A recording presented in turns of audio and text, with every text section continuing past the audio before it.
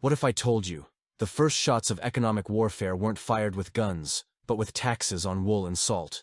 From medieval kings to modern presidents, tariffs have sparked revolutions, built empires, and triggered global crises. This is the explosive story of tariffs and trade wars. Tariffs have existed for thousands of years. In ancient Mesopotamia, city-states like charged tolls on caravans passing through their gates.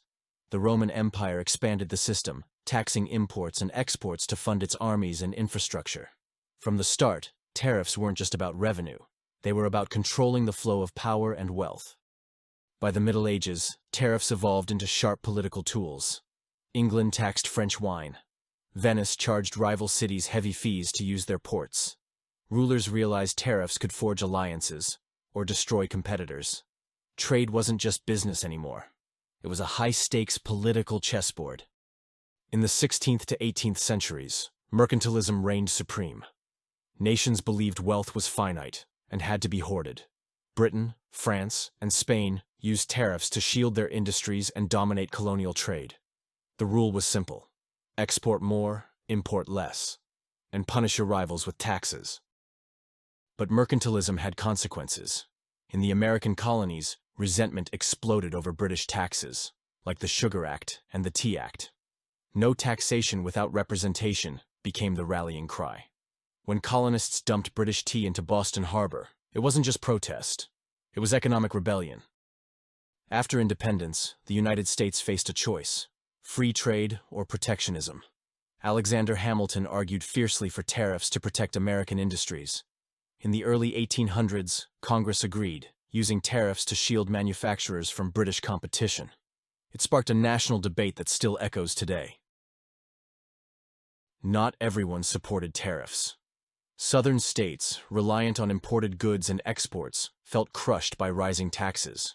The 1828 Tariff of Abominations enraged them, and nearly triggered South Carolina's secession decades before the Civil War. Tariffs didn't just divide economies, they divided the nation. In the late 1800s, trade exploded. Steamships and railroads connected continents like never before. Britain led a global free trade revolution, repealing tariffs like the Corn Laws. But nations like the US, Germany, and France clung to protectionism, building their industries behind economic walls.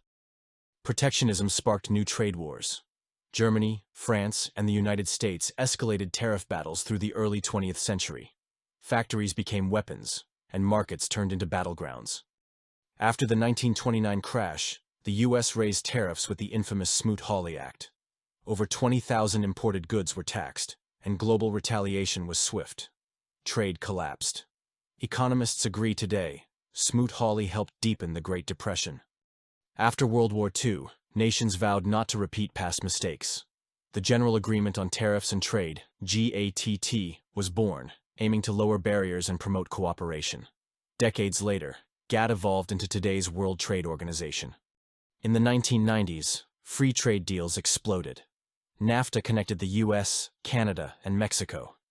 The European Union grew into a massive free market. China joined the World Trade Organization, reshaping global trade. Factories moved overseas, goods got cheaper, and the world economy boomed. But not everyone celebrated. Many towns in America and Europe lost factories and livelihoods. Populist leaders blamed free trade for hollowing out industries. The political backlash was just beginning, and tariffs would return as a rallying cry. In 2018, a full-blown trade war ignited between the US and China. Tariffs targeted electronics, steel, soybeans, and autos. Markets shook. Farmers and manufacturers scrambled. This wasn't just about trade. It was a clash between economic systems. The trade war cost billions. Prices rose. Supply chains broke. Both countries claimed victory, but the damage was undeniable. In the end, tariffs didn't bring manufacturing roaring back, but they did change global trade forever. Today's trade wars are different. They're about technology, AI, semiconductors, data networks. Tariffs now target knowledge, not just goods. Nations are racing to secure their digital futures. Despite globalization, tariffs remain. They symbolize pride, fairness, and national control. In turbulent times, they offer politicians an easy target, even when they create new problems. Tariffs are no longer just about economics. They are emotional. History shows tariffs can build empires, or bring economies crashing down. They can unite a nation, or tear it apart. The truth is simple. Tariffs are double-edged swords, and wielding them wisely is rare. As the world faces pandemics, climate change, and AI revolutions, global trade is shifting once again. Will tariffs protect nations or provoke new conflicts? One thing is certain: the next trade war won't look like the last. Tariffs may seem dry until you realize they've shaped revolutions, built empires, and changed the world.